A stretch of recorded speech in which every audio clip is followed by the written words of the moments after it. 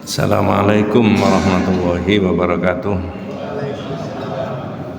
Bismillahirrahmanirrahim. Innal hamdalillah nahmaduhu wa nasta'inuhu wa nastaghfiruh wa na'udzu billahi min syururi anfusina wa min sayyiati a'malina.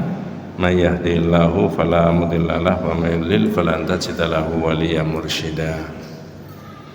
Asyhadu an la ilaha illallah wahdahu la syarikalah wa asyhadu anna Muhammadan abduhu wa rasuluhu la nabiyya ba'dah.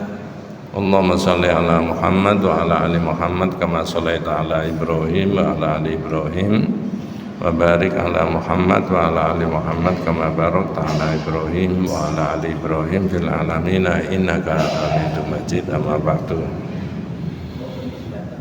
Ma'asyiral muslimin rahimani wa rahimakumullah, usikum wa nafsi bi taqwallahi faqad faza man ittaqa. Ibu-ibu, bapak-bapak, para jamaah yang dirahmati Allah Subhanahu wa taala. Penjelasan berikutnya berkaitan dengan makna dua kalimat syahadat itu adalah as-sabru ala aqdarillah. Ini sudah sering dibahas di mana-mana. Dalam bahasa kita, sabar atas takdirnya Allah. Tapi memang enak diomongkan, tapi kalau itu menimpa kita, baik yang dirasakan baik maupun tidak baik, kadang-kadang orang tidak bisa bersabar. Dimulai dari mana penjelasan kita? Dimulai dari makna as-sabru. As-sabru itu adalah habsun nafsi anit tasakhuti bil qalbi awil lisan awil jawarih. Yang namanya sabar itu menahan. As-sabru al-habsu, menahan habsun nafsi anit tasakhuti bil qalbi awil lisan awil jawarih. Orang itu menahan, tidak ngerundel, tidak menggerutu. Itu makna dari as-sabru tadi ya. Baik dengan hatinya maupun dengan lisannya maupun dengan ekspresi anggota badannya, sikapnya, fisiknya. Maka ada penjelasan as-sabru indal bala wasyukru indar raha. Dua hal ini harus digandengkan. Sabar ketika ada sesuatu yang indal bala, tidak enak. Kemudian asyukru indar raha, ketika situasi senggang, enak, bersyukur kepada Allah Subhanahu wa ta'ala. Jadi memang sabar itu diperintah di dalam Al-Quran itu. Tapi maknanya seperti itu tadi.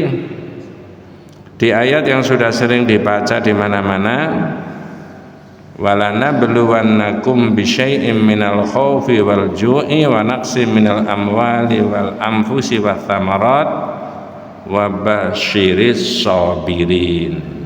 Jadi orang itu diuji sama Allah. Dengan sesuatu ada bisa rasa takut karena lapar, harga-harga naik, daya beli masyarakat menurun, baik itu harta benda maupun keluarga, buah-buahan dan sebagainya, tapi disuruh sabar. Wa basyiris sabirin, itu sudah sering sabar.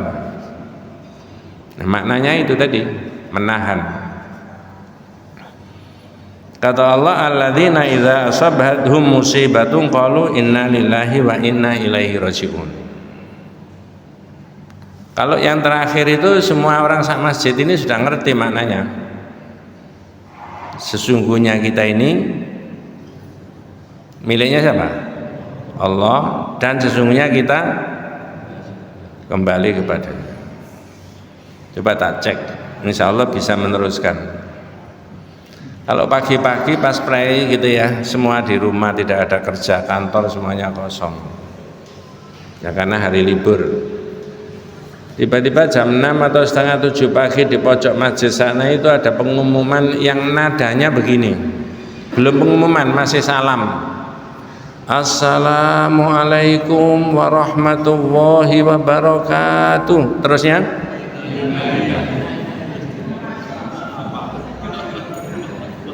ini sepertinya protapnya seluruh masjid secara nasional, sepertinya begitu. Tidak ada kesepakatan, tapi kalau nadanya begitu selanjutnya apa? Inna. Tapi sebenarnya Pak, ungkapan dan konsep innalillahi itu wa inna ilaihi rajiun jangan ketika ada orang wafat saja. Iya betul itu. Masih segar, masih sehat, waras, wiris, punya jabatan, punya ilmu, punya uang, punya sehat. Jangan lupa kita ini miliknya siapa? Nah, hak kepemilikan itu ada di Allah. Jenengan saya ini hanya hak pakai saja. Selama kita masih apa? Hidup. Kira-kira 10-15 hari yang lalu saya mengantarkan sahabat saya, jamaah saya. Usianya 51 tahun. Wafat, ya, sakit. Ya, ini saya ceritakan mudah-mudahan sebagai doa untuk yang bersangkutan ya di Sidoarjo. Sakitnya tidak terlalu lama, moro-moro menurut diagnosanya Pak Dokter harus opname, lalu beberapa hari setelah itu wafat. Secara zahir Allah memberikan rezeki banyak sekali. Yang tanda petik menurut ukuran manusia, mewah ininya, semuanya ditinggal. Saya ngantarkan ke makam. Nah, jadi konsep innalillahi itu bukan hanya terkait dengan ketika ada orang wafat. Makna yang sebenarnya. Nah, kembali kepada sabar tadi, kitab ini menulis ya, wa'lam anna sabra thalathata aqsamin. Jadi sabar itu kata kitab ini ada 3 macam. Pertama, as-sabru ala ta'atillahi. Sabar dalam menjalankan ketaatan kepada Allah. Ini perlu kesabaran. Itu yang saya katakan, tidak ngerundel dalam hati, dalam lisan maupun dalam ucapan. Puasa kemarin 30 hari diperlukan kesabaran. Pagi, siang, sore, pagi, siang, sore. Tidak sehari 2 hari, tapi 30 hari. Sukses. Sekarang taklim, pengajian. Ini termasuk apa yang diperintahkan oleh Allah. Sunnahnya Rasulullah SAW.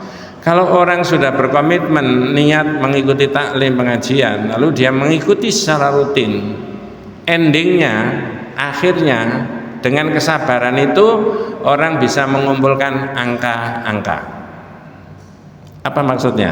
Nah, misalkan saya pokoknya kalau ngaji yang dekat itu Al-Badar misalkan ya, karena sekarang di sini ngajinya. Berarti setiap hari ini saya harus datang.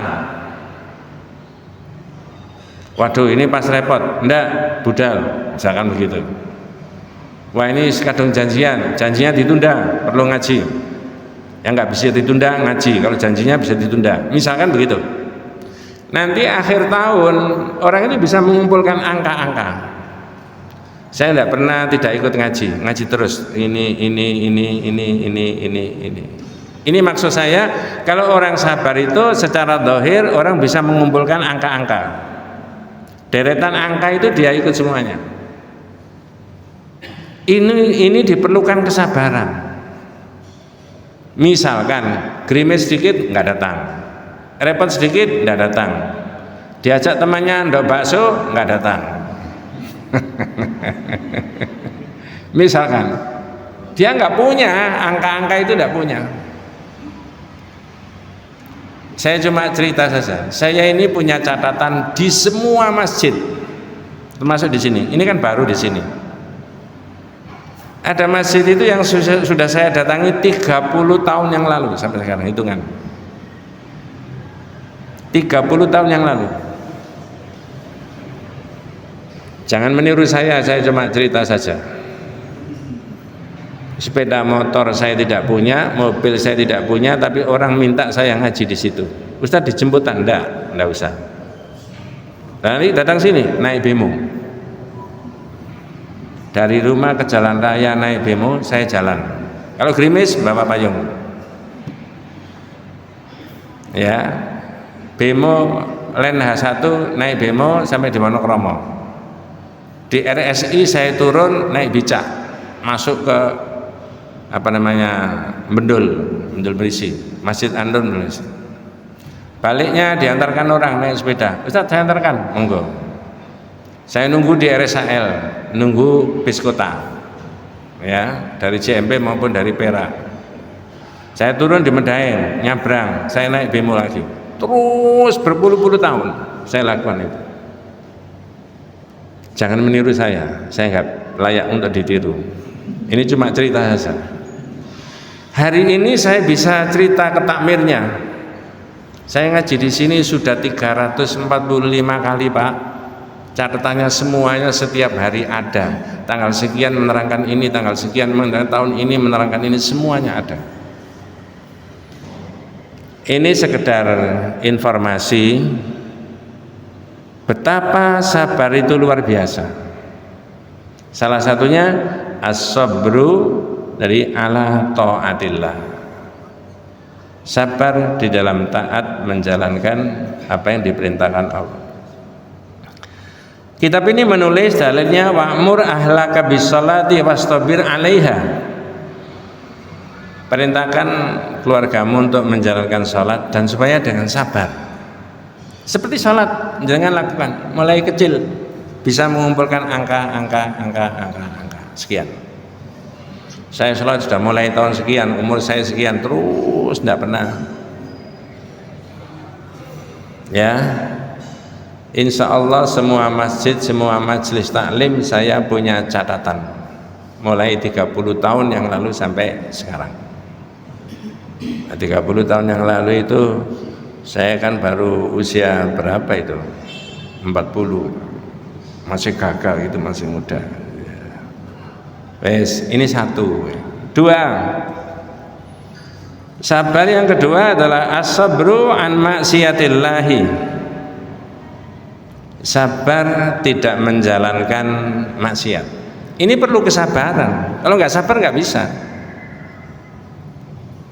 Wah, saya tadi ada kesempatan untuk menandatangani sesuatu yang sebenarnya saya tidak boleh tanda tangani. Akibatnya saya dapat transferan 20 miliar. Diterima apa enggak, Pak? 20 miliar. Ya. Tapi kalau itu nadanya tidak baik, uangnya ya dianggap tidak baik, uang haram.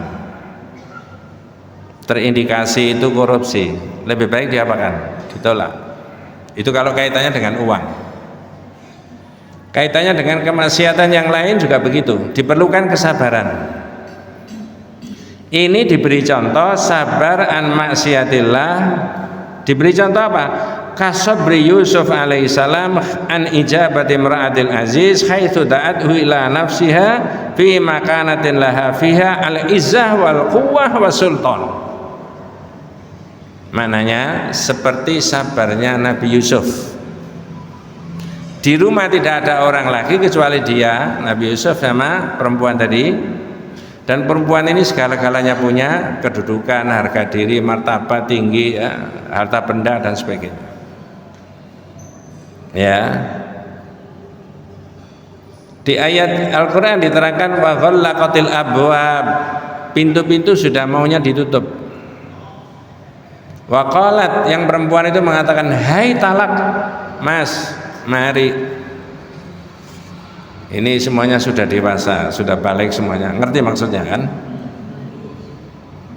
yang bilang qalat hai talak. Nggak ada orang, sepi, hanya berdua tok. Kemudian yang perempuan bilang gitu.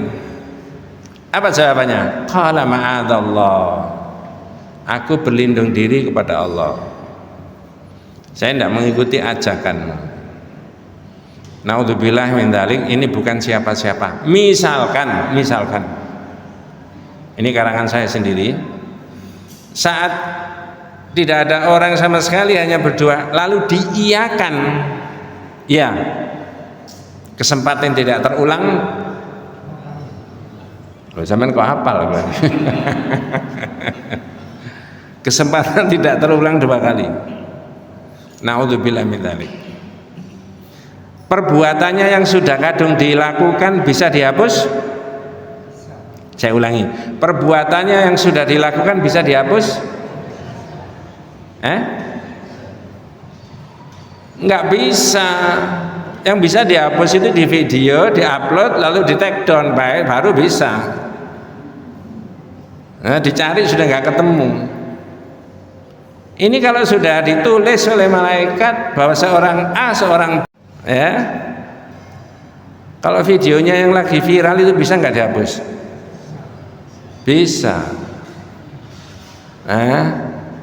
Tapi dosanya bisa dihapus. Nanti ada pembahasan lagi di bab 53 tentang sebanyak-banyak dan sebesar-besar dosa itu bisa dihapus. 2. 3. As-sabru ala aqdarillah, sabar atas takdirnya Allah. Nanti ini yang diurai agak panjang. Oh, kalau begitu sabar itu ada 3 macam itu Pak Ustaz? Jawabannya iya. Mana yang lebih utama, lebih tinggi? Tergantung. Kalau situasinya orang tidak banyak ada gangguan kemaksiatan, dia orang itu enak menjalankan kewajiban, jauh dari gangguan kemaksiatan, maka sabar untuk menerima takdirnya Allah itu yang tingkatan paling tinggi. Tapi ketika masyarakat itu naudzubillah banyak kemaksiatan, lalu maka sabar tidak menjalankan kemaksiatan, itu tingkatan yang paling tinggi, dan seterusnya. Nah, di situ ya, tidak menjalankan kemaksiatan itu yang paling tinggi. Maka kata Sayyidina Ali, inna sabra minal imani bimanzilati ra'si minal jasad. Ya. Tsumma rafa'a sautahu la imana liman la sabara lahu. Kata Sayyidina Ali, hubungan antara iman dengan sabar itu sama dengan hubungan kepala sama badan. Saya ulangi, inna sabra minal iman bimanzilati ra'si minal jasad. Kedudukan sabar dengan iman, korelasi hubungannya itu sama dengan hubungan kepala sama badan. Ya. Terus Sayyidina Ali mengeraskan suaranya, la imana liman la sabaralah. Tidak beriman kecuali orang yang tidak punya rasa kesabaran. Kalau antara kepala dengan jasad tidak bisa dipisahkan, maka iman dengan kesabaran juga tidak bisa. Untuk merealisasi iman itu diperlukan adanya kesabaran. Sekarang ada nasyid, ya, tapi bukan nasyid ini. Jangan teruskan nanti. As-sabru kasibri murun fi madzaqatihi. Terusnya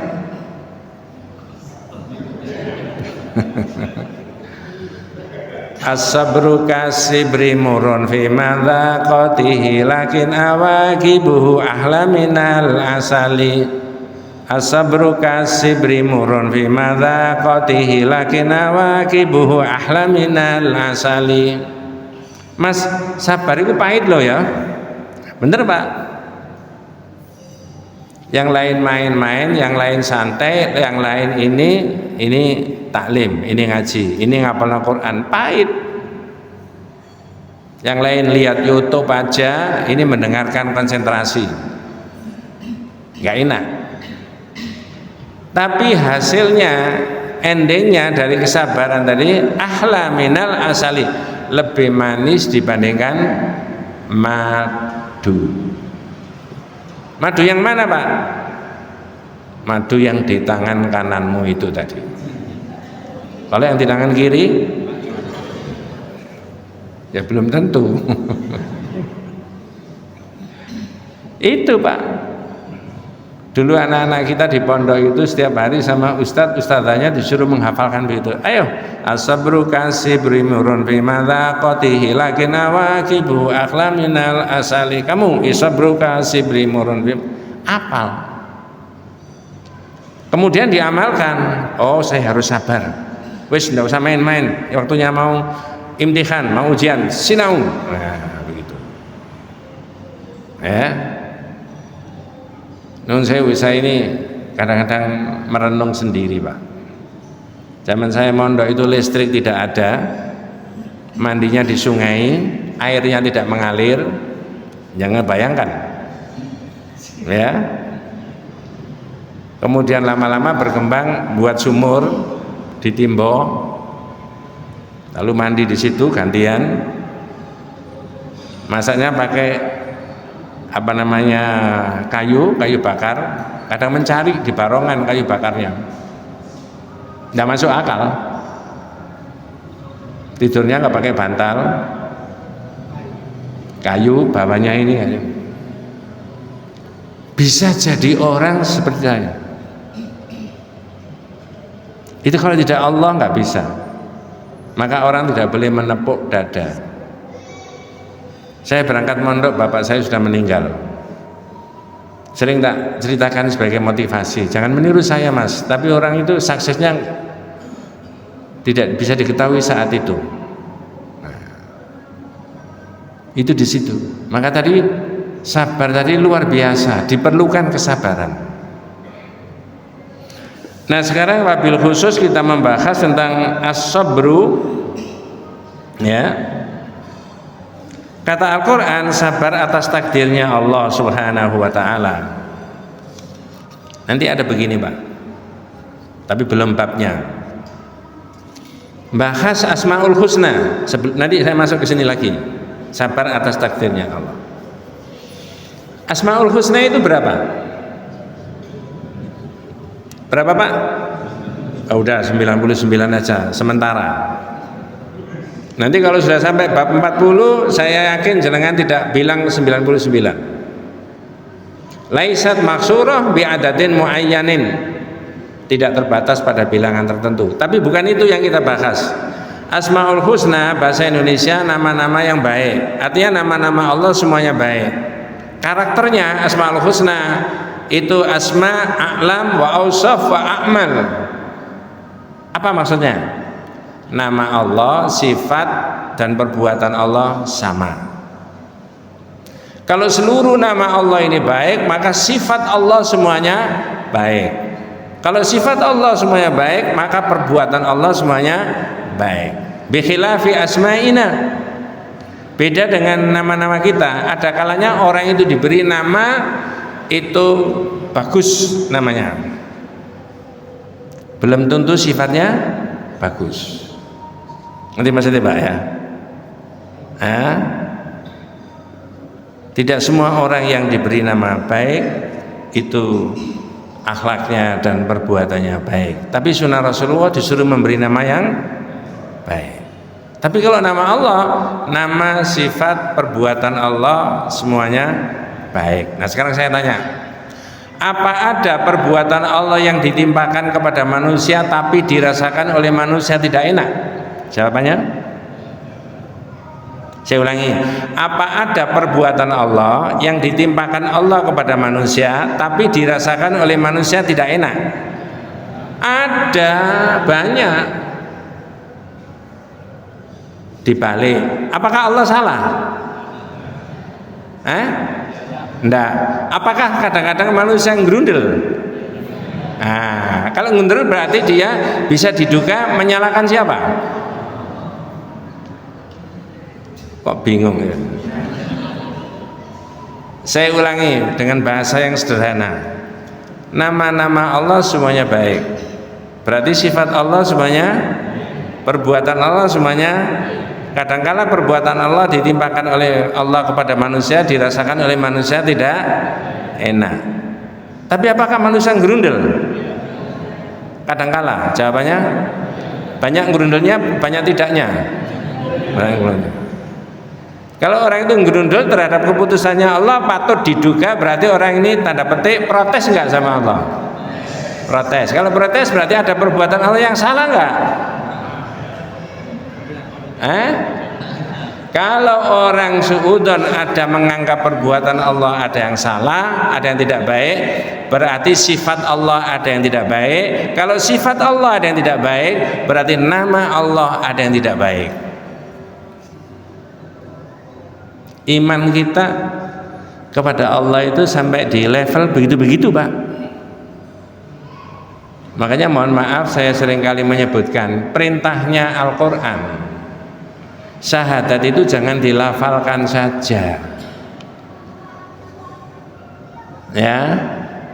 La ilaha illallah itu maknanya salah satu yang kullu ma siwallah, kullu ma siwallahi ya alam wa ana wahidun min dzarikal alam. Selain daripada Allah itu adalah alam, tanda kekuasaan Allah, dan saya adalah termasuk salah satu di antara tanda kekuasaan Allah. Ya. Nah, di situ. Jadi terhadap takdirnya Allah tentu saja orang tidak boleh suudzon. Karena Asmaul Husna tadi saya sebutkan semua nama-nama Allah adalah baik. Kalau semua nama Allah baik berarti semua sifat Allah baik. Ya, di dalam surat At-Taghabun ayat yang ke-11 diterangkan ma asaba mim musibatin illa biidznillah. Nah, ini Pak. Wa may yu'min billahi yahdi qalbahu wa huwa bikulli syai'in alim. Saya ulangi, ma asaba mim musibatin illa biidznillah. Tidak ada satu musibah yang menimpa seorang kecuali dengan izin. Berarti yang menimpa panjenengan yang dan menimpa saya yang kita alami mulai awal kita lahir sampai hari ini sudah atas izin Allah enggak? Kalau sudah diizini Allah itu kita mestinya itu bersyukur apa kita mestinya gerundel? Mestinya. Orang pada umumnya bersyukur apa gerundel? Orang pada umumnya gerundel. Jenengan bersyukur.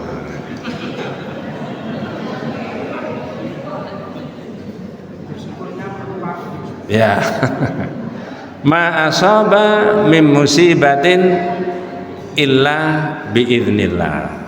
Sudah atas izinnya Allah. Saya kadang-kadang kalau ngaji di kampung, Bu, wong kita itu diizini Pak RT, Pak RW seneng kok. Nah, ini Allah sudah mengizini, masa nggak seneng? Iya Pak Ustadz, tapi nggak enak. Betul. Tapi apakah Allah salah? Tidak. Terus gimana caranya? Ya dimotivasi, dibacakan ayatnya, diuraikan hadisnya, ini, itu, dan sebagainya.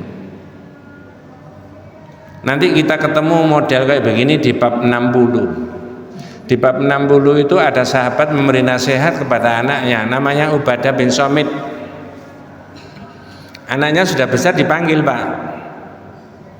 Ya bunayya, wahai anakku, innaka lan tajida ta'mal iman hatta ta'lama anna ma asabaka lam yakun liyukhti'aka wa ma akhta'aka lam yakun liyusibaka.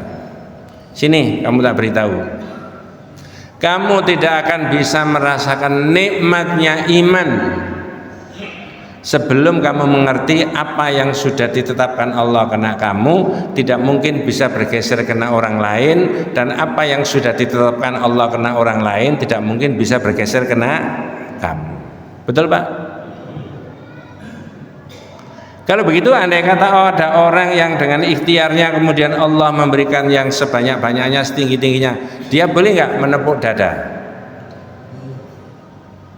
Saya ulangi, kalau begitu ketika ada orang diberi Allah sebanyak-banyaknya, apakah ilmu, apakah kedudukan, apakah harta, boleh nggak orang itu menepuk dada?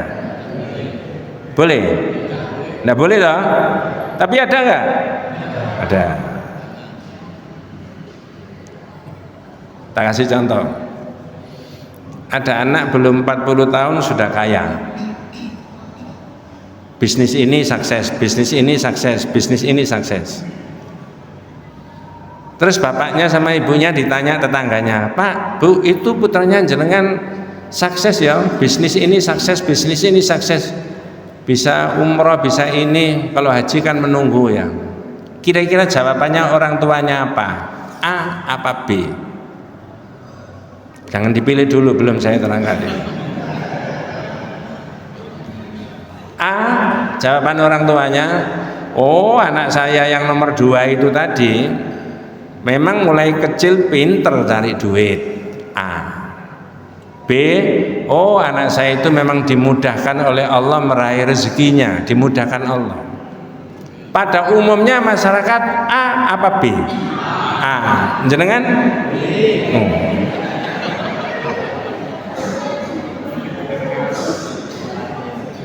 Ini ngaji Pak.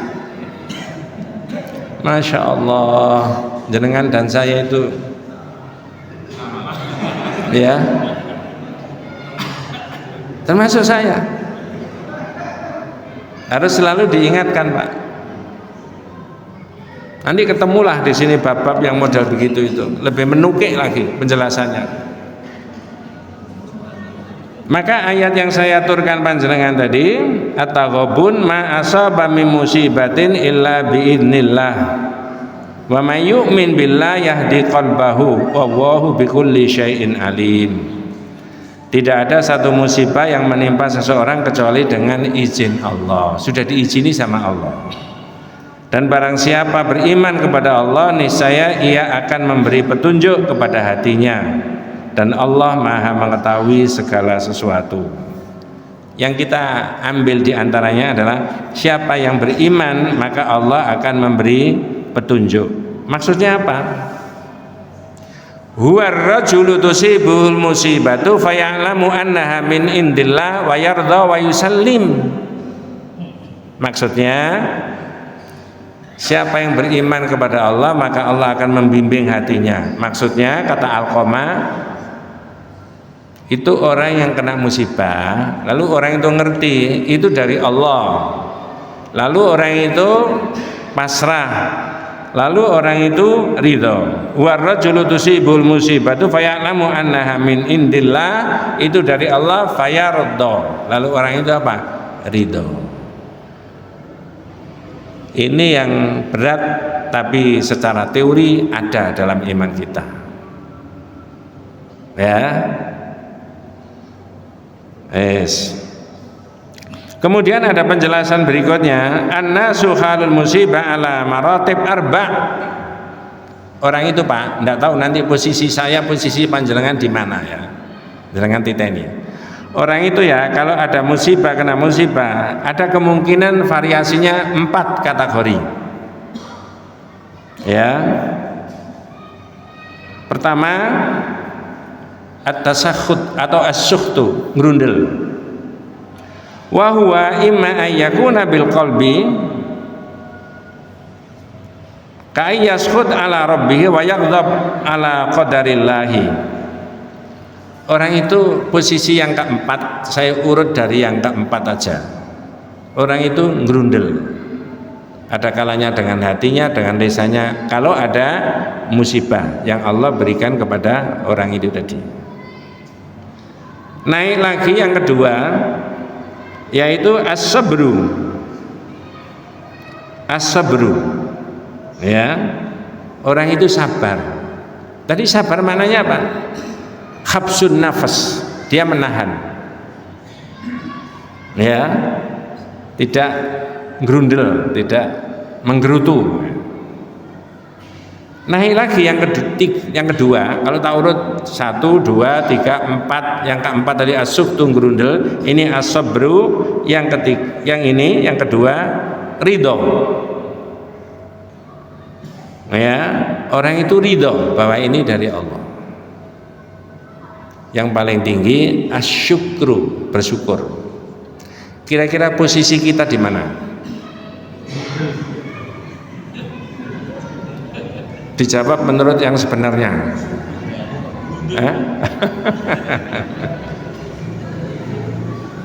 Jenengan kalau baca Rafiqul Maktum Sirah An-Nabawiyah, riwayat hidupnya Nabi, ada peristiwa yang tragis dialami oleh para sahabat, yaitu di perang Uhud. Sekian dari para sahabatnya Rasulullah menjadi syuhada 70 orang. Semoga saya tidak salah membaca di dalam keterangan di tarikh itu, ketika pulang dari perang Uhud, itu ada seorang ibu yang diberitahu sahabat. Kalau pakai bahasa kita, Bu, suaminya panjenengan, bapaknya panjenengan, saudaranya panjenengan ikut wafat menjadi syuhada di perang Uhud. Itu kalau emak-emak zaman sekarang diberitahu gitu gimana kira-kira? Cara jawabannya apa, Pak? Golong komeng. 3 orang satu keluarga, suaminya, bapaknya, saudaranya menjadi syuhada, wafat di perang Uhud. Ibu itu nangis kemudian mendoakan. Tapi sempat tanya, "Fa'aina Rasulullah?" Lalu Nabi di mana? Yang ditanyakan nabinya. Karena nabinya di belakang. "Fa'aina Rasulullah?" Nabi di mana? Diberitahu di belakang. Ibu ini nunggu Nabi lewat. Begitu ketemu sama Nabi, Nabi cuma bilang begini, "Wahum rufaqa'u fil jannati ya Bu, mereka bertiga itu semuanya sudah di surganya Allah." Ganti omongannya, Pak. "Radhina ya Rasulullah, radhina ya Rasulullah, radhina ya Rasulullah." Kalau begitu kami ridho Nabi. Ini levelnya sahabat. Kalau sudah Rasulullah dawuh, tidak satu pun kata berani apa? Membantah, mendahului, membantah, tidak.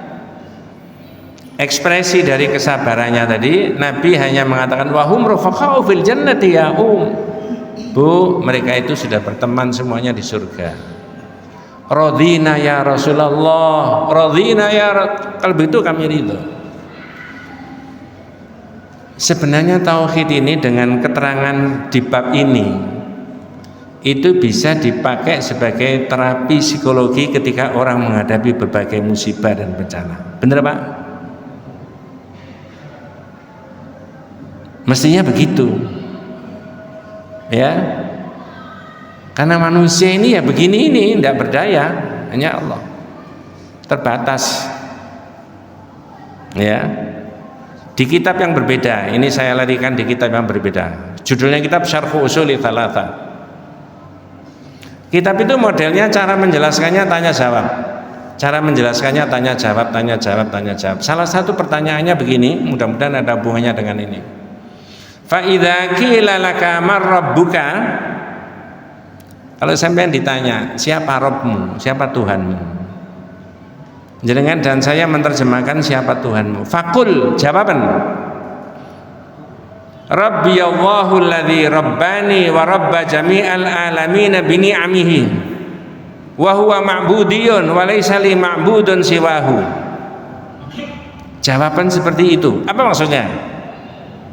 Rabbku, Tuhanku adalah yang mentarbiyah aku dan mentarbiyah seluruh alam. Rabbani Allahu alladzi rabbani wa rabba jami'al alamin bi ni'amihi, dengan nikmatnya. Saya pakai bahasa Indonesia saja dulu. Yang mentarbiyah aku dan mentarbiyah seluruh alam. Rabbani wa rabba jami'al alamin bi ni'amihi. Maksudnya apa? Khalaqana, amadana, a'addana, wa razaqana. Yang menciptakan, yang mengatur, yang membimbing dan memberi rezeki. Saya tanya, apa ada tatanan di dunia termasuk dalam diri kita itu yang tidak diatur sama Allah? Tidak ada. Di dalam air ini saja diatur sama Allah. Gimana ngaturnya? Namanya air di mana-mana, ketika dituangkan ya mengalirnya ke tempat yang paling rendah. namanya api di mana-mana itu ketika disulut ya menjilatnya kemana? Ke atas. Ini aturannya Allah, hukumnya Allah. Ya. Oleh penulis kitab tauhid itu diberi dalilnya apa kalau semuanya itu diatur sama Allah? Dalilnya ayat yang jenengan baca setiap hari. Alhamdulillahi Rabbil Alamin. Rabbul Alamin itu maksudnya itu tadi, segala puji yang mentarbiyah, yang Rabb seluruh alam. Ya, maka penjelasannya wa kullu ma siwallahi wal alam wa ana wahidun min dzalikal alam. Semua fenomena ini adalah ayatnya Allah dan aku termasuk salah satu di antara ayatnya Allah. Rabbul Alamin itu maksudnya Allah yang mentarbiyah, yang mengatur seluruh alam.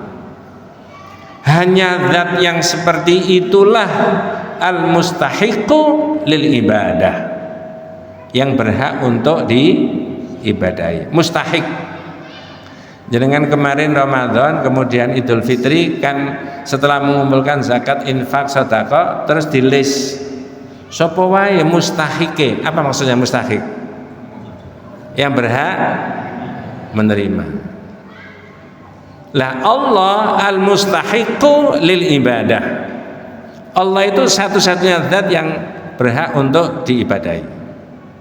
Kalau jenengan sudah masuk satu-satunya Allah itu zat yang berhak untuk diibadahi, pertanyaannya, apakah Allah bisa diibadahi dengan harta bendanya manusia?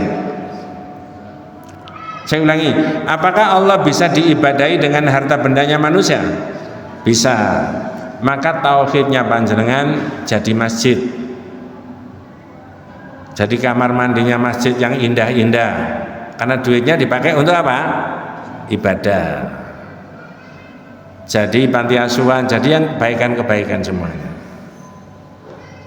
Jadi kalimat la ilaha illallah itu di tangan panjenengan jadi kumpul sekian banyaknya orang membaca, mendengarkan. Tapi kalau ada sebagian saudara kita kalimat la ilaha illallah itu ditangkap oleh seseorang hanya dilafalkan saja setiap hari, itu tidak ngefek. Tidak ngefek. Saya tidak alergi dan tidak mencemooh orang yang melafalkan kalimat la ilaha illallah, tapi yang dimaksudkan tidak begitu.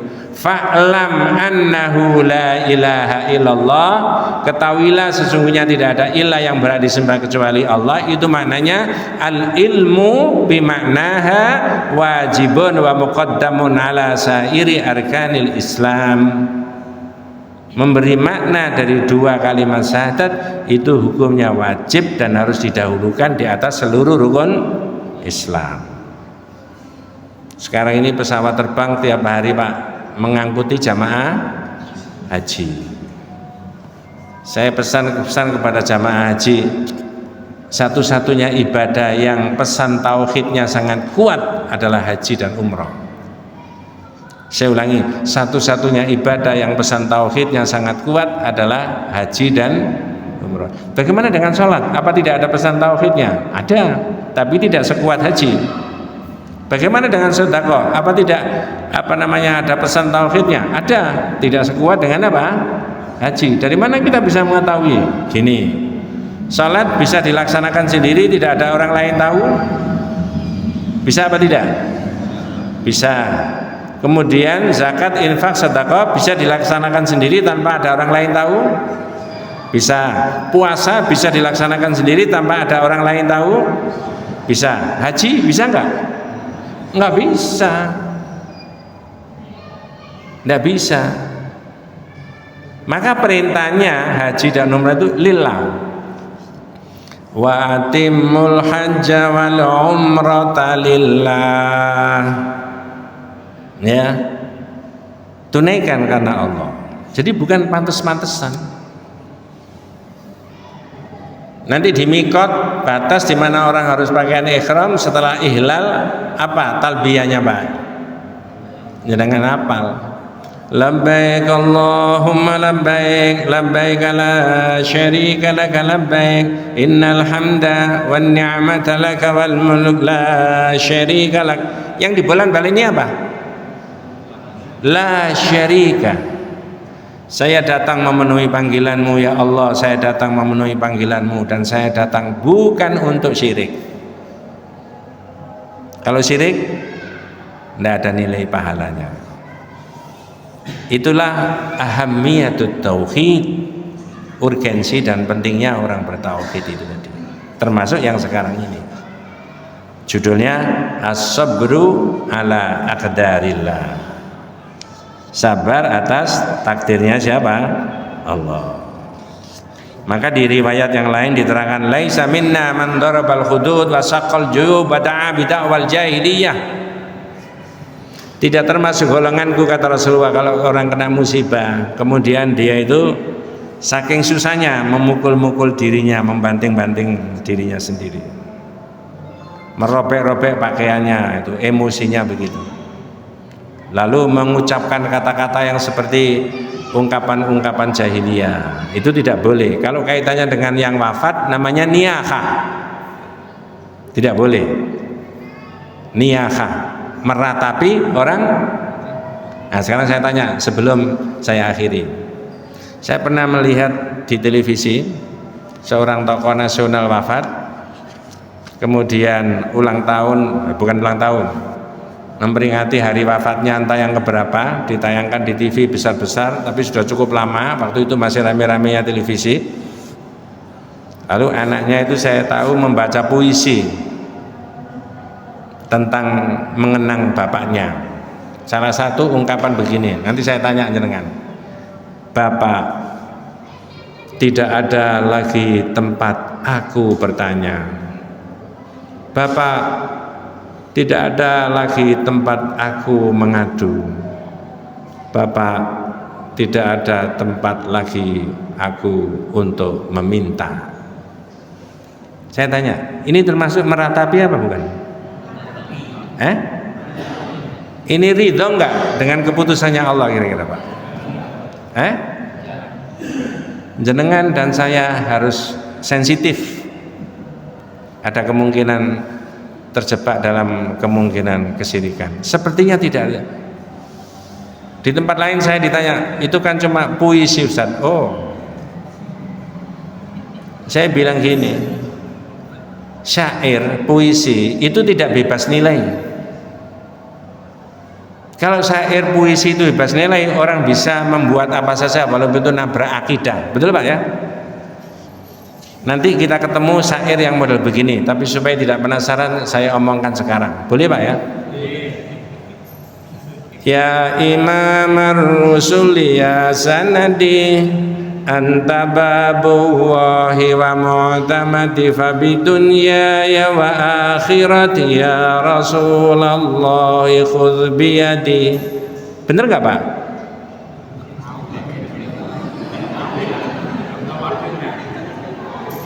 Wahai imamnya para rasul, engkau adalah sandaranku, engkau adalah pintu Allah, tempat aku bergantung di dunia dan akhirat.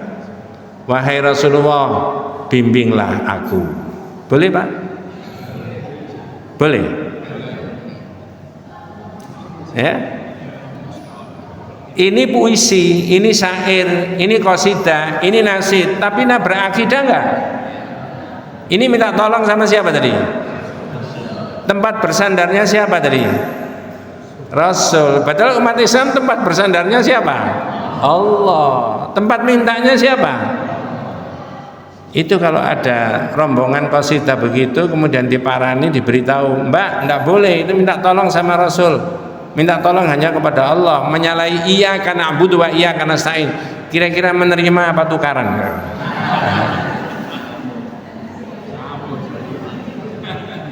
Makanya ngaji. Ya, saya tidak bermaksud mengolok-olok, tapi pengalaman saya terangkan di mana-mana, tidak ada yang bantah. Ya, ngaji. Mudah-mudahan jenengan dan saya, kita semuanya, keluarga kita senantiasa diberikan rahmat, diberikan barokah hidayah Allah Subhanahu wa taala. Hadanallahu wa iyyakum ajmain. Kita tutup dengan doa kafaratul majlis. Subhanakallahumma wa bihamdika asyhadu an la ilaha illa anta astaghfiruka wa atubu ilaik. Assalamualaikum warahmatullahi wabarakatuh.